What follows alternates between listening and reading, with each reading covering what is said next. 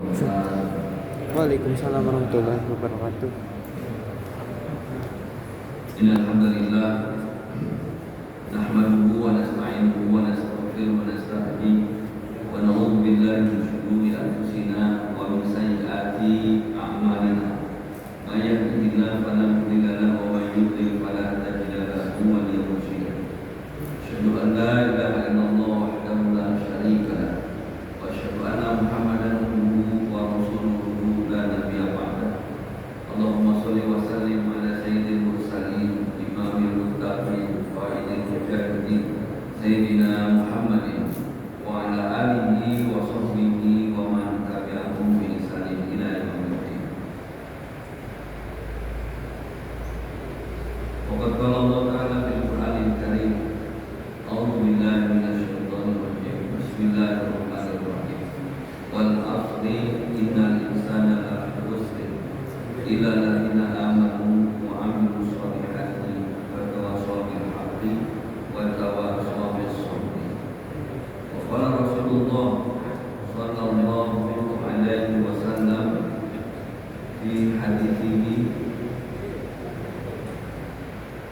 aw ghairu dzalika ya 'Aisyah, inna Allah 'azza wa jalla khalaqal jannati ahlan khalaqahum laha wa hum fi aslabi abaihim wa khalaqal nari ahlan khalaqahum laha wa hum fi aslabi abaihim. Shadaqallahu al-azim wa shadaqa rasulul karim wa nahnu ala dzalika minasyahidin. Hadirin di Fatimah yang dirahmati Allah Subhanahu wa taala, marilah sama-sama kita panjatkan puji dan syukur kehadirat Allah Subhanahu wa taala dengan nikmat-nikmatnya, hidayah dan inayah Allah Subhanahu wa taala. Pada malam hari ini Allah masih memberikan kesempatan kepada kita semua untuk dapat melaksanakan salah satu kewajibannya, yaitu salat maghrib berjamaah. Mudah-mudahan Allah Subhanahu wa taala menerima salat kita. Allah Subhanahu wa taala mengampuni.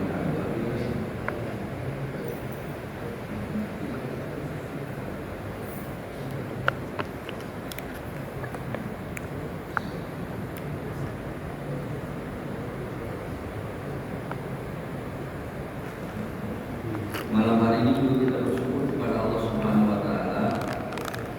Allah memberikan kesempatan kepada kita semua untuk kembali melanjutkan kajian kita ini menjelang akhir kita. Kita Asor min Hadul Qasidi karya Imam Qudamah al-Maqdisi. Mudah-mudahan Allah Subhanahu wa taala memberikan ilmu kepada kita semua dan memudahkan untuk mengamalkan. Hadirin yang dirahmati Allah Subhanahu wa taala, kita masih membahas tentang bab al-khauf, roja wal khauf. Roja sudah kita bahas. Roja itu artinya mengharapkan, kita sudah membahasnya. Apa yang dimaksud dengan berharap kepada Allah Subhanahu wa taala, dan kita juga sudah membahas tentang hakikat khauf, takut. Bagaimana takut yang sesungguhnya. Kita juga sudah membahas pada bulan yang lalu atau 2 bulan sebelumnya tentang fadilah khauf wa raja wa ma yadulli an yakuna walidu min keutamaan khauf dan raja, rasa takut dan harapan dan yang semestinya di antara kedua. Kapan rasa takut itu ada dan kapan rasa harap itu ada? Jika seseorang yang senantiasa melaksanakan ibadah kepada Allah Subhanahu wa taala, maka yang dimunculkan dalam dirinya adalah roja dan iman. Jika seseorang yang sering berbuat maksiat, maka yang harus ditekankan adalah rasa takut kepada Allah Subhanahu wa taala. Karena kalau seorang berbuat maksiat yang dominannya rasa harap, maka dia akan terus melakukan perbuatan maksiatnya, berharap ampunan dari Allah Subhanahu wa taala, maksiatnya akan berjalan. Tapi kalau dijelaskan tentang akibat dari maksiat yang dia lakukan sehingga muncul rasa takut, maka harapannya adalah dia tidak mengulangi perbuatan maksiatnya. Hadirin yang dirahmati Allah Subhanahu wa taala, bab selanjutnya adalah fi bayan dawa alladzi yastajlibu bihi khauf. Menjelaskan tentang terapi bagaimana sesungguhnya rasa khauf itu ada pada diri. Wa dzalika yahsulu bi tariqaini. Nah, itu ada terapinya itu ada dua. Yang pertama yang disebutkan oleh beliau ahaduha a'la minal akhar. Yang jalan salah satu di antara dua itu lebih tinggi dibandingkan yang lain. Contohnya adalah an-nasabiyya idza kana fi baiti.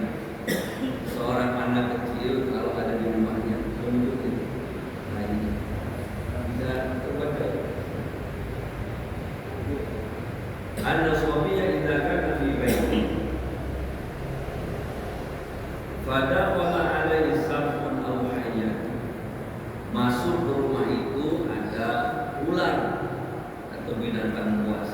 Rubama lam yaqaf minhu wa rubama man yadahu ila hayati liyaquda ha yal'abu biha. Bisa jadi anak kecil ini karena nggak tahu bahayanya ular, karena nggak tahu, bisa jadi dia nggak tahu sama ular. Bahkan kemungkinannya juga ada dia ambil ular dengan tangannya, lalu dia bermain-main dengan ular tersebut. Kenapa? Karena anak kecil itu nggak tahu bahwa ular itu berbahaya.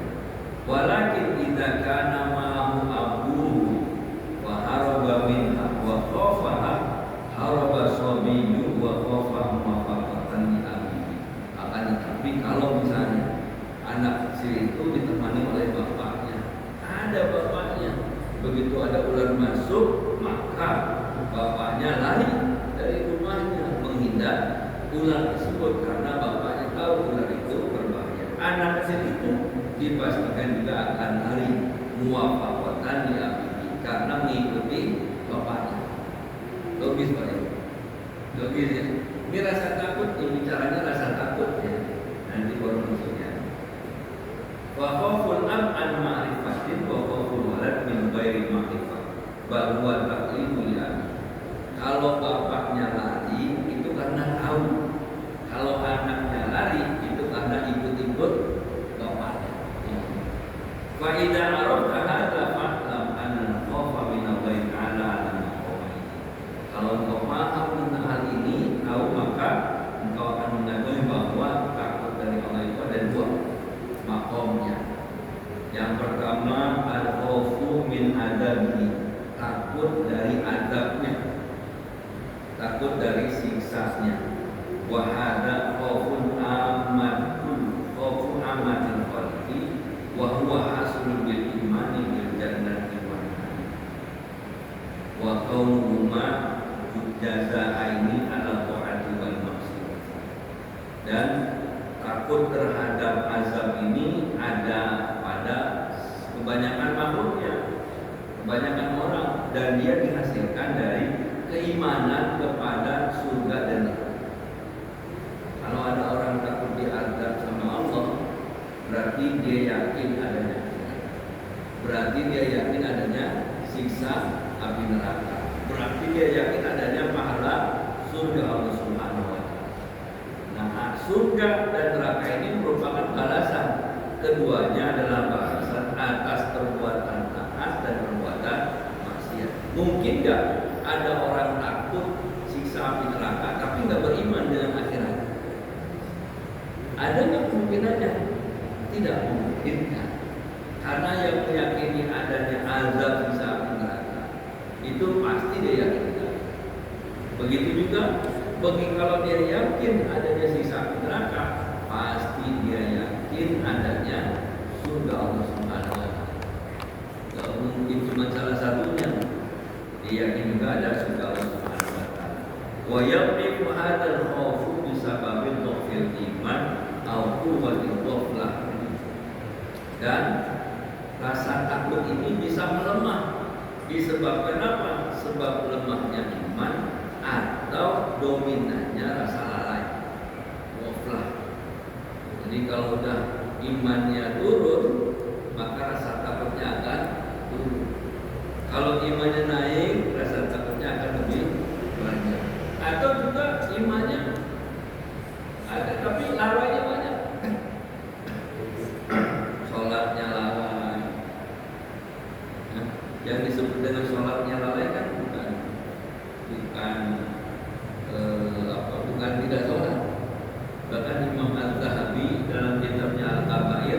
menyebutkan dosa besar itu tarkus sholat. Tarkus sholat itu kalau diterjemahkan meninggalkan sholat, artinya tidak sholat. Tapi Imam Az-Zahabi bukan meninggalkan sholat, bukan tidak sholat. Yang disebut dengan tarkus sholat indah Imam Az-Zahabi dalam kitab Al-Kabair adalah seseorang yang sholatnya itu ditunda-tunda, itu namanya tarkus sholat. Dan beliau mencantumkan itu dalam dosa besar. Sholat maghribnya sudah mau isya, isyanya sudah mau subuh, subuhnya sudah mau zuhur, zuhurnya sudah mau asar, asarnya sudah mau maghrib. Itu namanya tarkus sholat indah Imam Az-Zahabi dalam kitabnya Al-Kabair, dosa besar. Jadi kalau ghaflahnya lebih dominan, maka rasa takutnya juga akan turun. Karena kita asik, nggak terasa. Ghaflah itu sesuatu yang nggak terasa. Sehingga ada satu kitab judulnya Tanbiul Ghafilin. Tanbiul Ghafilin itu ada pengingat bagi orang-orang yang lalai. Ada nggak terasa apa sekalian, jamaah sekalian? Ada kita asik scroll gadget, nggak terasa mau ngaji, yang tadinya mau ngaji karena awalnya mau respon balas WhatsApp saja, tiba-tiba sudah mau azan isya dari maghrib. Nggak terasa. Ini jangan-jangan masuk dalam kategori dua tuh al-ghaflah, naudzubillah, tsumma naudzubillah. Kita berlindung kepada Allah Subhanahu wa taala dari rasa lalai. Iman juga sama. Iman itu bisa bohong, bisa berkurang. Apa yang menyebabkan iman berkurang? Rahasia. Dan kalau mau iman bertambah, banyak baca Al-Quran. Minimalnya memperdengarkan Al-Quran. Dalam surat Al-Anfal disebutkannya, wa idza tuliyat alaihi ayatuhu zadat iman. Kalau dibacakan ayat-ayatnya bertambah iman. Sehingga kalau mau imannya terus bertambah, maka banyak membaca Al-Quran, tilawah Al-Quran, atau mendengarkan bacaan Al-Quran. Itu bisa meningkatkan keimanan kita kepada Allah Subhanahu wa taala. Wa zawalul ghaflati yahsulu bitadakkur wa tafakkur fi adzabil akhir. Supaya rasa lalai ini tidak hilang, atau rasa lalai ini bisa hilang, itu dengan cara tadakkur wa tafakkur fi adzabil akhir. Banyak membaca, banyak mengingat, banyak tafakkur tentang azab-azab akhir.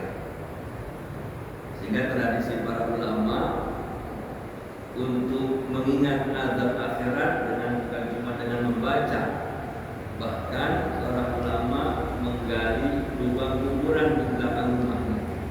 Begitu terasa turun, dia tidur di belakang rumahnya, membayangkan andaikan dia wafat, itulah tempat dia lahir. Sering-sering zikrul maut, mengingat kematian. Kita sudah sering melewati kuburan, tapi karena kuburan itu tidak menjadi pengingat buat kita. Padahal kalau kita ke kuburan, kita diingatkan dengan adanya kuburan tersebut. Satu saat nanti di sinilah tempat kita. Kuburan. Karena kita lupa untuk membaca doa. Alhamdulillah kalau sudah baca doa. Assalamualaikum ya Rasulullah, minal mu'minin wal mu'minat, muslimin wal muslimat, wa inna insyaallah bikum lahiqun. Nasallallahu lana wa lakum afiyah. Kita baca doa. Tapi bayangkan, kalau di Mesir itu kuburannya enggak seperti di sini. Kalau di sini kan kuburannya satu lubang, satu orang. Kalau di Mesir itu seperti bunker. Jadi kalau mau zikrul maut supaya ingat tentang akhirat, maka sesekali masuk ke dalam lubang-lubangnya. Ada beberapa yang nggak jadi dipakai. Dulu di distrik 10 itu di Hayat Ashir ada kuburan, dan itu dia rumah. Ada pagarnya. Begitu masuk dikunci, kuburnya keluarga. Turun ke bawah, ditutup. Ada tangganya ke bawah. Di bawah biasanya ada 2 kamar. Di sini buat laki-laki, di sini buat perempuan. Siapa yang baru, yang lama digeser ke dalam, yang baru taruh di situ. Sehingga kalau di rumah dia mesti beberapa saat mengingat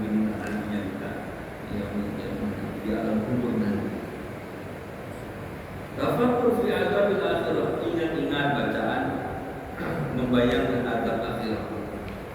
Kalau baca Al-Quran, begitu sesekali kita tadabbur tentang ayat-ayat, bukan hanya ayat-ayat surga, tapi juga ayat-ayat tentang bagaimana kondisi yaumul qiyamah nanti. Ayat-ayat baca surat An-Naba aja, itu kan ada tuh surat An-Naba. Ada yang menggambarkan tentang surga, ada yang menggambarkan tentang neraka. Ini ada baca tafsirnya. Kalau memang nggak ada bahasa Arabnya, sekarang sudah banyak tafsir berbahasa Indonesia. Ada tafsir Ibnu Katsir, ada berapa 4 atau 6 jilid. Itu bisa kita buka lagi tafsirnya. Mengingat dan dengan cara seperti itu maka akan menghilangkan ghaflah tadi, yang lalai-lalai tadi bisa hilang karena sebab kita tidak wa yazidu bin nawri ilal khalifina wa mujalasati osimaya, dan akan bertambah ketika kita melihat atau duduk bersama orang-orang yang takut kepada Allah Subhanahu wa taala, orang yang takut kepada azab Allah Subhanahu wa taala. Mujalasima akhbari, mendengarkan kabar-kabar, informasi, duduk bareng bersama mereka, itu akan meningkatkan rasa takut terhadap azab Allah Subhanahu wa taala. Ini maqam yang pertama. Jadi maqam yang pertama itu maqam orang yang takut terhadap azab Allah Subhanahu wa taala. Kalau punya uang, terkadang kita kayak hitungan, mau sedekah ini takut kalau entah nggak sedekah nanti hartanya jadi celaka, hartanya malah diambil sama orang, mendingan sedekah. Nah, Bapak di awal-awal takut karena kehilangan hartanya, nanti meningkat lagi takut terhadap azab.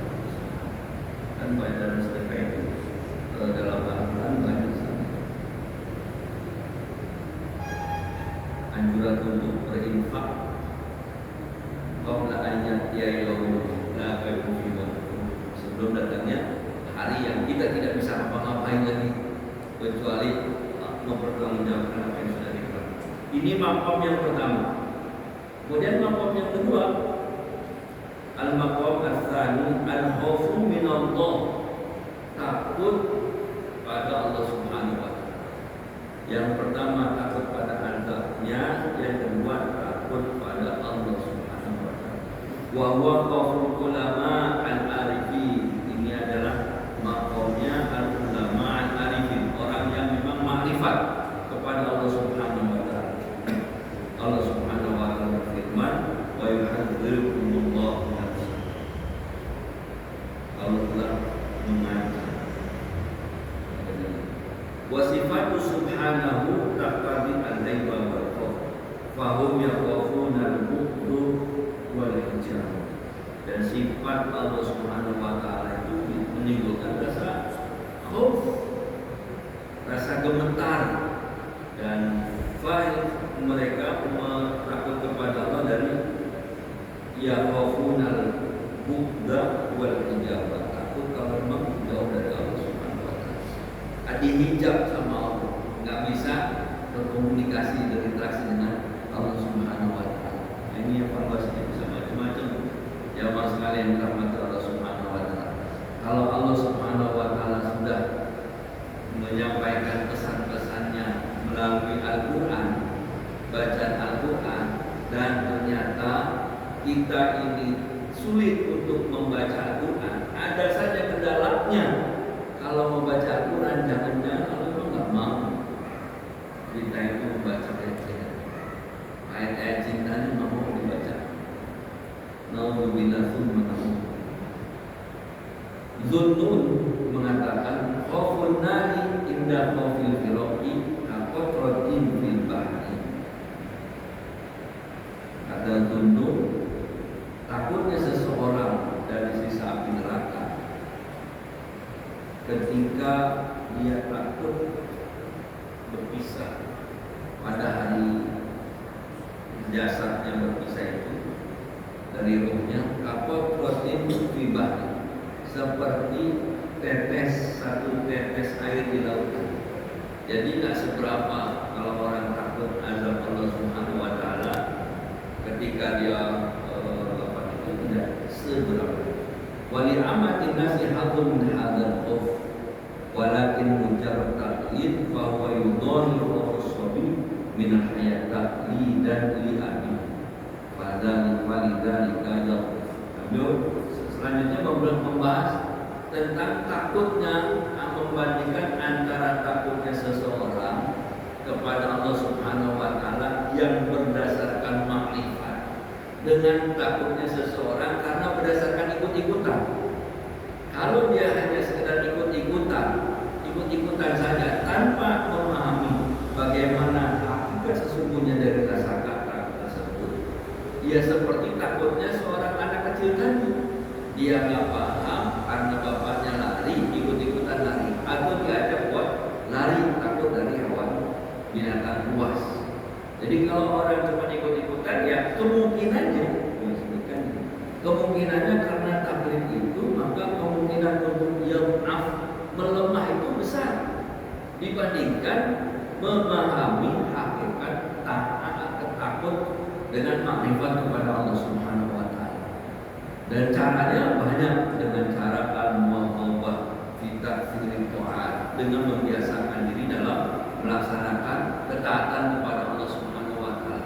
Ini membuat meningkatkan rasa takutnya, membuat beda nanti antara dia takut ikut-ikutan dengan takut berdasarkan ma'rifat, memperbanyak atau membiasakan diri dalam memperbanyak perbuatan taat, wajtinabul ma'asi, dan juga menjauhi perbuatan maksiat kepada Allah Subhanahu wa taala. Ini levelnya akan meningkat dari sekedar tahu, oh iya, ikut-ikutan, menjadi paham bahwa memang keharusan kita itu adalah mengenal makrifat kepada Allah Subhanahu wa taala. Fa idza taqal abdu ila ma'rifatillahi khafahu bil-dhurr wa la yahtaju ila ilahiyyatil khauf ila qalbi bal yakhafu bil-dhurr. Kalau seseorang itu sudah mengenal Allah Subhanahu wa taala, maka rasa takut itu sudah pasti akan muncul dalam dirinya. Makanya dia nggak perlu ada terapi supaya bisa punya rasa takut. Yang harus diterapi harus dalam terapi itu ketika memang rasa takutnya itu rendah atau bahkan tidak ada rasa takutnya. Ini yang harus diterapi, diilas gitu ya. Tapi kalau sudah makrifat kepada Allah Subhanahu wa taala, nggak perlu lagi. Pasti konsekuensi dari makrifat kepada Allah Subhanahu wa taala itu adalah punya rasa takut kepada Allah. Caranya tadi al-muwafaqah bi takfiri binat ta'at atau bi takfiri ta'at wa ijtinabi al-ma'asi, dan menjauhi perbuatan maksiat sehingga dapat meningkat makrifat. Faman qassara fasabihu an yu'alijana nafsahu bisima'il ahbar wal athar fayuqaliu ahwalal khaifin wa ahwalihim. Siapa saja yang qasar itu berkurang, maka dia harus melakukan terapi dengan cara sima'il ahbar wal athar, mendengar atau membaca ahbar wal athar, membaca sirah, membaca hadis, membaca athar para sahabat bagaimana mereka takut kepada Allah Subhanahu wa taala.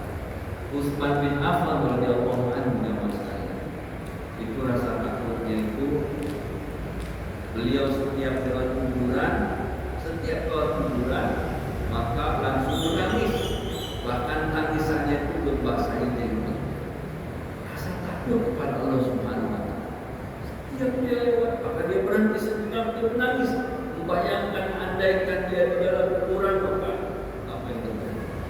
Padahal Utsman bin Affan itu mantunya Rasulullah sallallahu alaihi wasallam yang menikahi dua putri Nabi Muhammad sallallahu alaihi wasallam. Orang termasuk orang yang utama, sahabat yang utama menggantikan Abu Bakar As-Siddiq, Utsman bin Affan. Pada generasinya, pada masanya lah pertama kali Al-Quran itu disusun dalam kumpulan mushaf, kumpulan suruf-suruf, sehingga jadilah sekarang yang kita sering baca namanya mushaf, yang disebut dengan mushaf Utsmani. Kumpulan-kumpulannya itu jariahnya luar biasa. Begitu Kata Nabi SAW, siapa yang mau mendapatkan surga, maka bebaskan sumur itu. Ada 2 sumur yang dimiliki oleh orang Yahudi. Dan setiap kaum muslimin mau mengambil air harus bayar. Kata Nabi, maka yang mau beli itu surga Allah Subhanahu wa taala. Dibeli oleh Utsman bin Affan dengan berbagai macam strategi penjualannya. Awalnya ditolak oleh orang Yahudi, juga ini punya saya, kalau dijual saya nggak punya pendapatan. Gini aja caranya, jual satu, yang satu tetap punya kamu, jadi kamu tetap punya pendapatan dengan harga yang tinggi. Dibeli oleh Utsman bin Affan. Dibeli, maka seluruh kaum muslimin mengambil air dari situ dengan cara gratis, tidak bayar. Akhirnya yang didatangi oleh Yahudi itu nggak ada yang ngambil, karena dia harus bayar. Sampai akhirnya dia jual keduanya kepada Utsman bin Affan. Tapi setiap dia lewat dia menangis karena rasa takut kepada Rasulullah. Umar bin Khattab radhiyallahu anhu dikenal dengan gelar Al-Faruq yang dapat membedakan antara al-haq wal batil. Pada masa Umar bin Khattab kejayaan Islam, bahkan Islamnya Umar bin Khattab itu didoakan oleh Rasulullah SAW. Allahumma ftahil Islam bihadai umabain. Kama Abu Jahal yang berdoa Umar bin Khattab. Rasa takut Umar bin Khattab itu dibaca surat Al-Quran. Inna azab rabbika lawaqi'. Berhenti. Pada ayat itu berhenti. Sesungguhnya azab Rabb kamu itu pasti terjadi. Berhenti, bergetar tubuhnya dan dia pingsan. Menangis kemudian pingsan. Dan dikabarkan dalam riwayat sakit dalam beberapa hari disebabkan bacaan. Membaca Al-Quran langsung ditadaburi, azab Allah itu pasti terjadi, langsung bergetar tubuhnya. Menangis, khawatir dapat azab dari Allah Subhanahu wa taala. Padahal Umar bin Khattab, Utsman bin Affan orang yang dijamin masuk surga oleh Rasulullah sallallahu alaihi wasallam, tapi tidak pernah merasa dirinya sombong dengan jaminan Nabi sallallahu alaihi wasallam. Justru merasa kurang lagi. Nah, begitu baca ayat itu, rasa apa saking takut kepada Allah Subhanahu wa taala. Bisimail akhbar wal adab. Fayutalib ahwalal ghaibin wa aqwalihim. Menelaah bagaimana keadaan orang-orang yang takut kepada Allah, bagaimana keadaan mereka, salah satunya dengan yang tadi, dan baca buku yang ini yang kita sering baca, Bayan Tasibu Qulubum wa Manasibu ila Manasirajin Al-Maqburin Falat Tumari fi anam iktidabi awla bi anamul anbiya wal ulama wal awliya.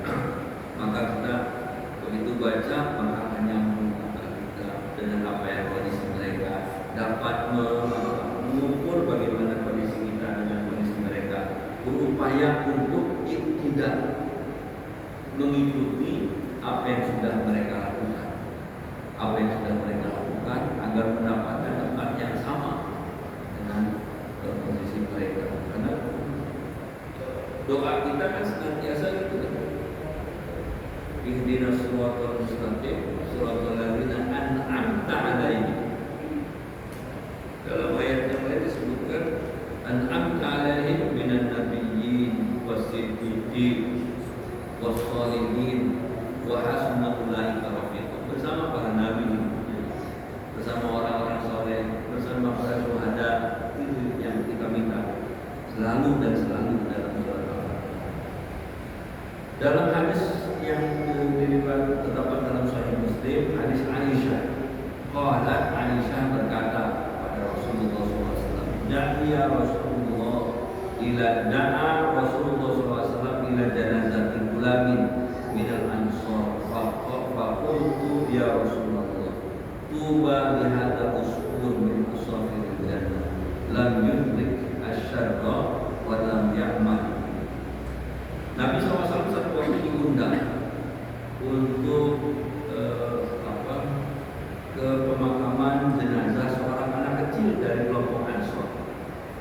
Itu datang, maka Aisyah berkata kepada suaminya, Ya Rasulullah, tuba lihadza, Alangkah bahagianya dia. Si jenazah tadi masih kecil. Usfurun min asafiril jannah. Burung kecil di antara burung-burung surga. Lam yudrik asyarqa, dia enggak kenal itu namanya keburukan dan belum pernah melakukan. Kata Aisyah, aku senang banget ini punya usaha, punya burung surga. Karena hidupnya sudah dijamin Allah Subhanahu wa taala. Kalau anak kecil itu masuk surga Allah Subhanahu wa taala. Nabi SAW menjawab, awal ghairu dzalika ya Aisyah. Apakah demikian wahai Aisyah? Inna Allah azza wa jalla khalaqa lil jannati ahlan. Allah Subhanahu wa taala menciptakan surga, bagi surga itu penduduk. Wa khalaqahum laka wa hum fi aslabi abadi. Dan Allah menciptakan mereka manusia baginya bagi surga. Wa hum min aslabi abadi. Mereka dari keturunan orang tua mereka. Wa khalaqa lin-nari ahlan, dan juga menciptakan bagi surga penduduknya. Khalaqahum laha wa hum fi aslabi abadi. Sama. Ini ada surga dan ada penduduk surga. Dan diciptakan oleh Allah Subhanahu wa taala. Sudah jelas siapa penduduknya, siapa yang bisa masuk surga, siapa yang ada di neraka. Seperti yang disampaikan dalam hadis yang lain, bahwa setiap seseorang itu sudah ditetapkan oleh Allah Subhanahu wa taala maq'adu fil jannah wa maq'adu fil nar. Tempatnya di surga dan tempatnya di neraka. Sudah ditetapkan semuanya. Namanya lagi sini. Khalaqa lil jannati ahlan wa lin nari ahlan. Sama.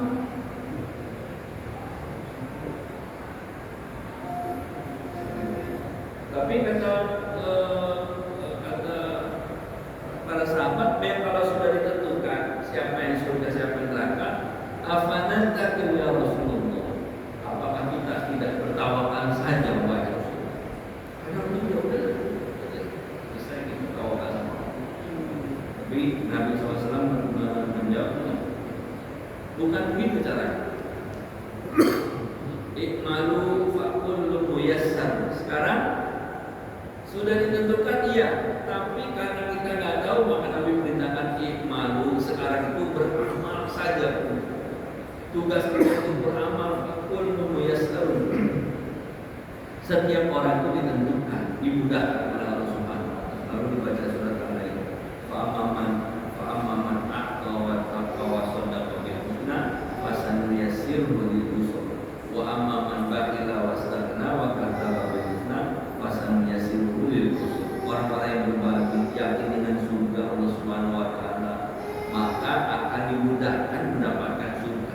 Sementara orang-orang yang pelit, tidak mau berbagi, merasa cukup, tidak yakin dengan adanya surga, maka fasanuyassiruhu lil usra, dimudahkan mendapatkan neraka. Imam Ibnu Qudamah mengatakan wa min a'jabi mawdu'ur rajab wa wasadita. Yang paling dahsyat lagi yang menunjukkan daya rojak, dan itu merupakan kekhawatiran yang paling mendalam. Firman Allah Subhanahu wa taala, wa inni laghaffaru liman taba wa amana wa amila sholihan tsumma ihtada fa innahu ala kal maghfirata ala arba'ati syurut yang antaslimuha. Kata Imam Qudamah, sesungguhnya mengutip firman Allah Subhanahu wa taala, wa innahu laghaffaru, sesungguhnya Allah Maha Pengampun, akan mengampuni dosa-dosa buat siapa? Liman taba, yang pertama buat orang yang bertobat.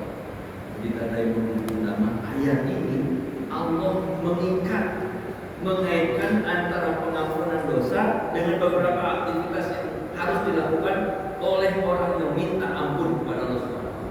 Apa perbuatannya? Liman taba, dia bertobat. Wa amana, dia beriman. Wa amila sholihan, dan dia beramal soleh. Tsumma ihtada. Kalau itu dilakukan, Allah akan ampuni dosa-dosanya.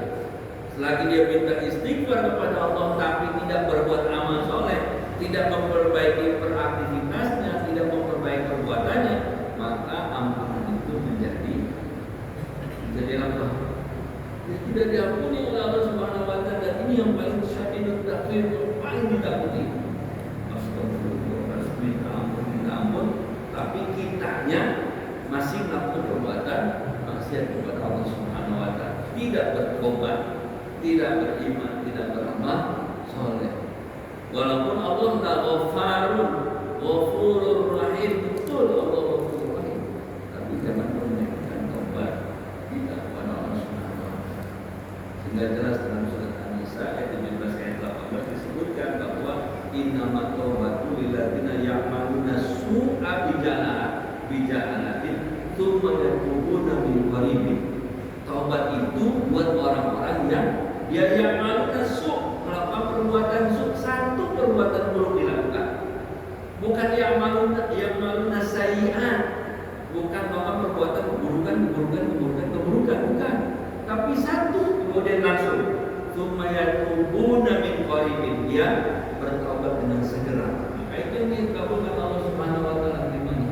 Walaysat taubatu lil ladzina ya'maluna sayyi'at, bukan tobat orang senantiasa terus-menerus melakukan perbuatan buruk, kemudian hatta idza ahadul maut qala inni tubtu an wal ladzina yaquluna kufar. Begitu masuk sakaratul maut baru dia bilang saya tobat, ya Allah, saya tobat.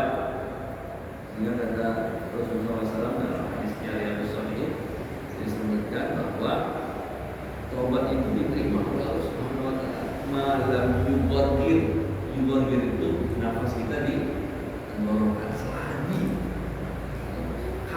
Kalau sudah sampai sakaratul maut, maka akan berat pengampunan dosa itu diberikan oleh Allah Subhanahu wa taala. Apalagi disebutkan lagi oleh Imam Ibnu Qudamah ayat yang lebih dahsyat lagi, yaitu surat Al-Asr. Demi masa yang sering kita baca disebutkan wal asri innal insana lafi khusrin. Demi masa sesungguhnya manusia itu dalam keadaan rugi semuanya. Tsumma dzakara ba'da arba' syurut wa biha yaqul falasminal khusran. Kemudian setelah itu disebutkan 4 syarat, yang 4 syarat itu dapat menghilangkan kita dari kerugian. Kalau ada 4 syarat tersebut, maka kita tidak termasuk orang yang rugi, tapi kita termasuk orang yang beruntung. Wal asri innal insana lafi khusrin. Lafi jelas manusia dalam kerugian, illa kecuali alladzina amanu wa amilus sholihat, orang beriman dan beramal soleh. Kemudian ketika tawasaw bil haqqi tawasaw bis sabr. Beriman dan amal soleh ini individu. Orang sholat, orang zakat, tilawah, puasa, tapi ada buat masyarakat yang tawasaw bil haqqi tawasaw bis sabr. Saling mewasiatkan dalam kebenaran, saling mewasiatkan dalam kesabaran. Jadi wasiat menerima memberikan nasihat juga harus ada kesabaran. Jangan sampai ngasih nasihat hari ini nasihat, besok langsung berubah. Bisa jadi enggak. Hari ini nasihat, besok nasihat berubah, bisa jadi berubah bisa jadi berubah. Jamaah sekalian dirahmati Allah Subhanahu wa taala. Sudah ada. Cukup situ dulu mungkin. Nanti kita akan lanjutkan di bulan yang akan datang, masih babnya tentang makom yang kedua dari khauf. Makom kedua yaitu orang yang takut kepada Allah Subhanahu wa taala. Demikian mudah-mudahan bermanfaat.